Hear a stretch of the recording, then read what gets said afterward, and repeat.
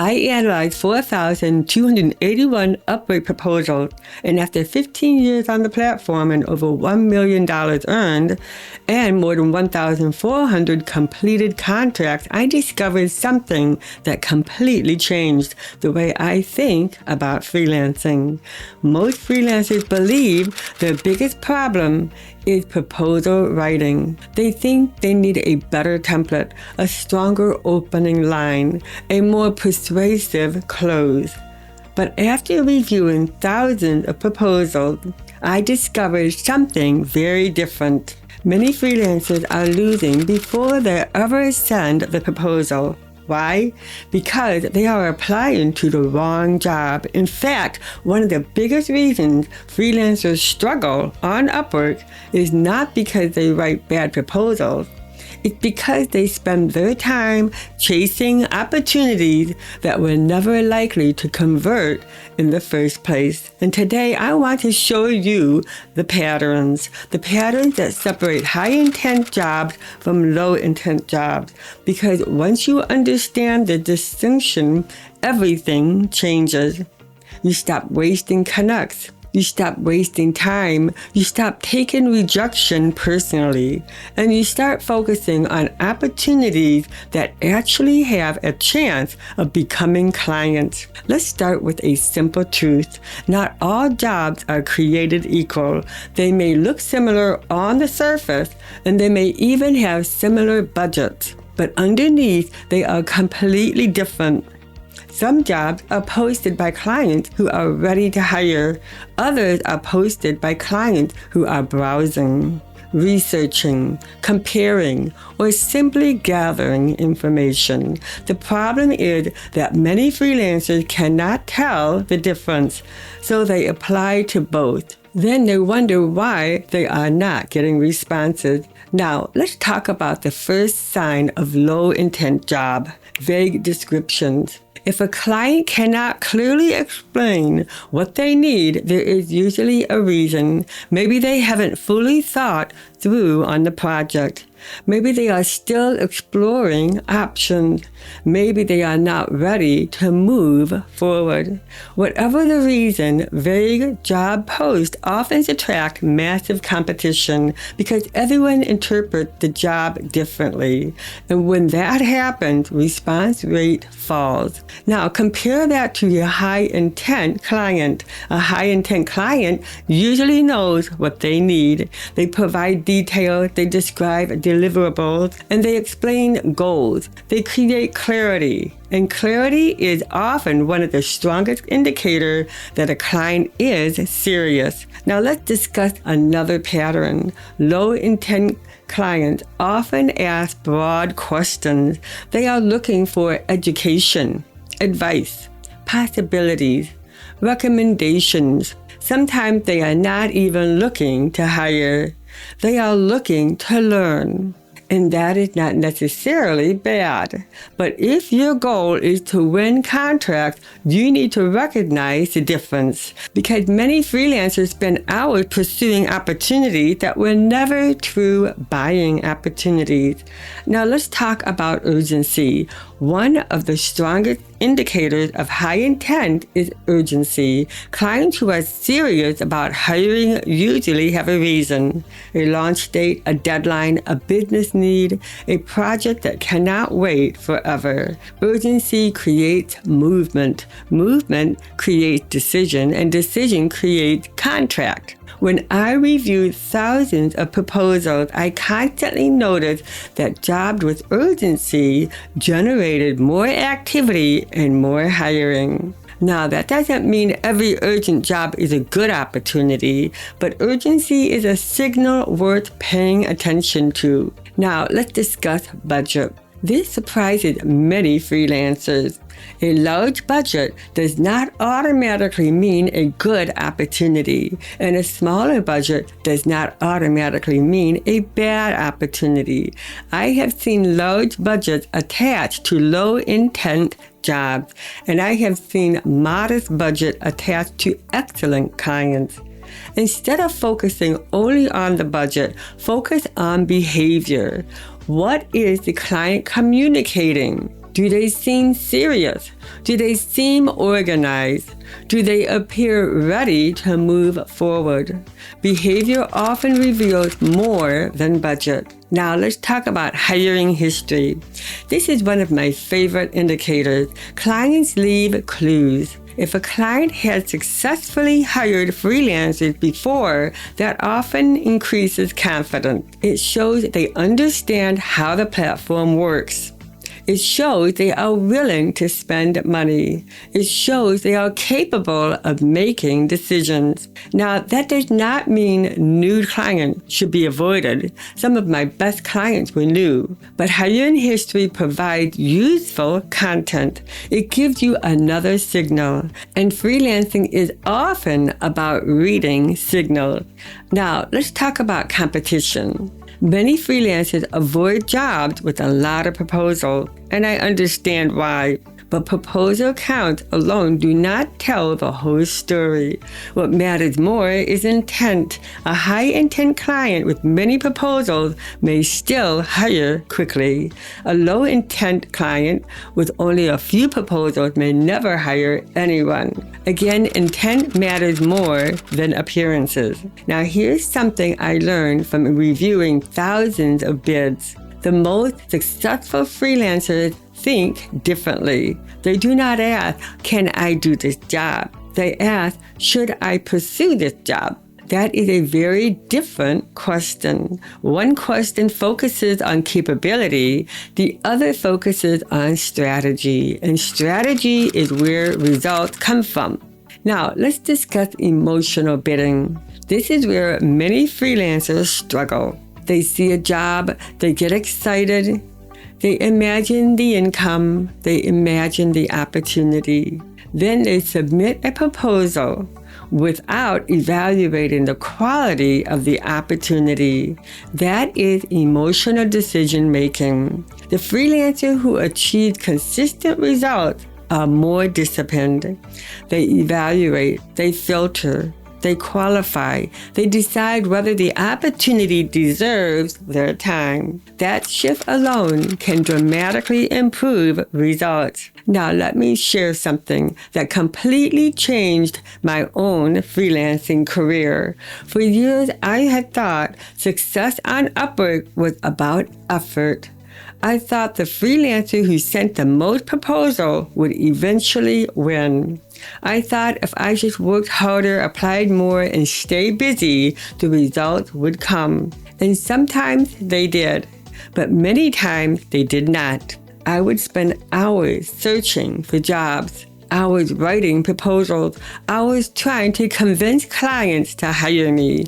And when I look back at where my time was going, I realized something surprising. A large percentage of my effort was being spent on opportunities that were never likely to become clients. Think about that for a moment. Most freelancers evaluate success by activity. They feel productive because they are applying. They feel productive because they are searching. They feel productive because they are busy. But activity and progress are not the same thing. This is one of the biggest lessons I learned from analyzing 4,281 proposals. The freelancers getting the best results were not necessarily the busiest. They were often the most selective. They spent more time evaluating opportunities and less chasing them. And that changed everything. Imagine you have 2 hours available today. Freelancer number 1 spent those 2 hours sending 10 rushed proposals. Freelancer number 2 spent 30 minutes identifying the strongest opportunities and then send 3 highly targeted proposals.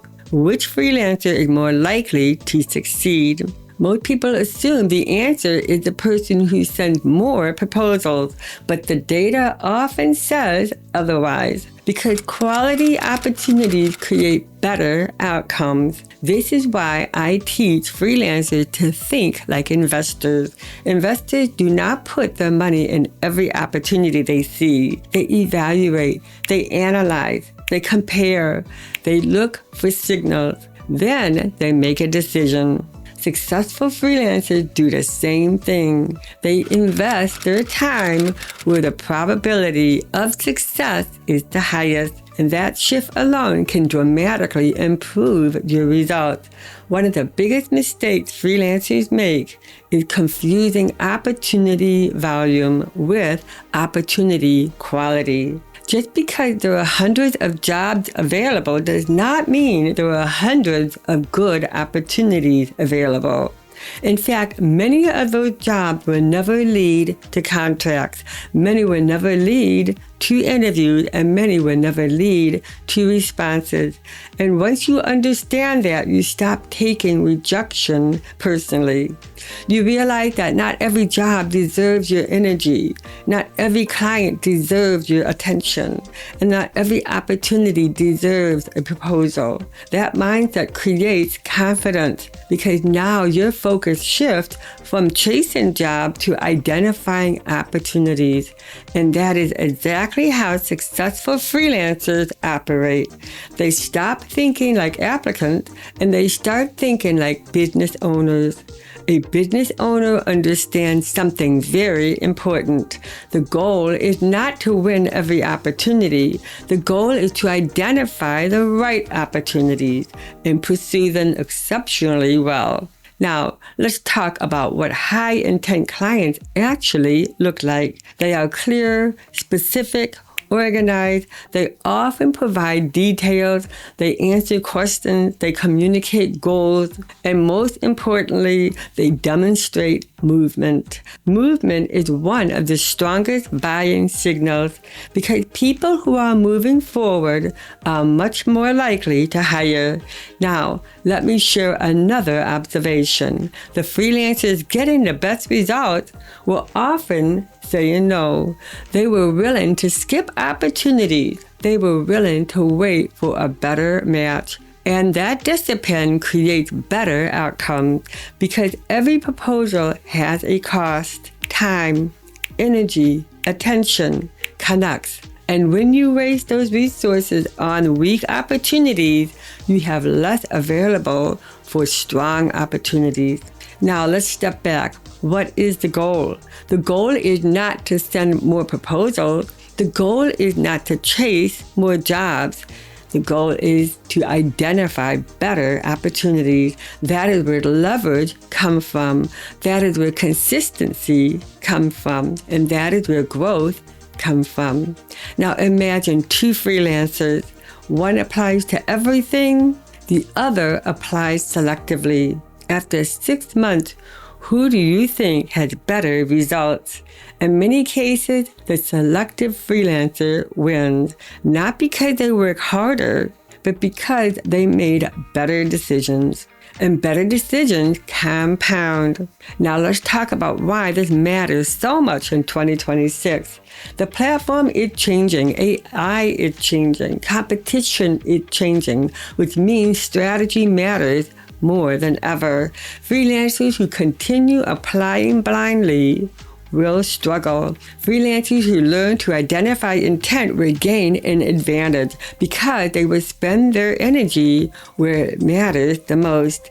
And that advantage compounds over time. Now, here is the most important lesson from all of this. Stop measuring success by how many proposals you send. Start measuring success by how many strong opportunities you pursue.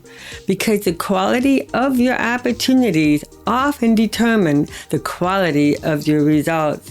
And once you understand that, everything changes. You stop feeling desperate. You stop chasing every posting. You stop wasting energy on opportunities that were never likely to convert. Instead, you become strategic. You become intentional. You become selective. And that is exactly how successful freelancers think. Before we finish, I want to invite you to continue learning these patterns with me.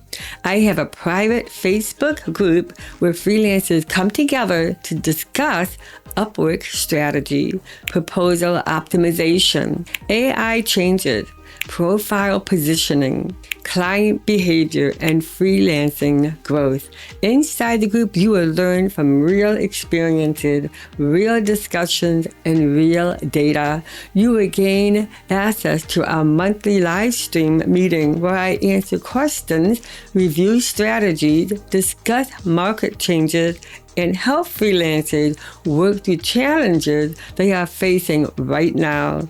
And if you are serious about accelerating your freelancing journey, I also encourage you to check out my ebook, Upwork Stats 2026, Real Upwork Data, Proven Patterns, Better Clients, Higher Earnings. Inside, I break down years of freelancing experience, proposal analysis, client behavior, and the exact patterns that help me earn more than $1 million on Upwork.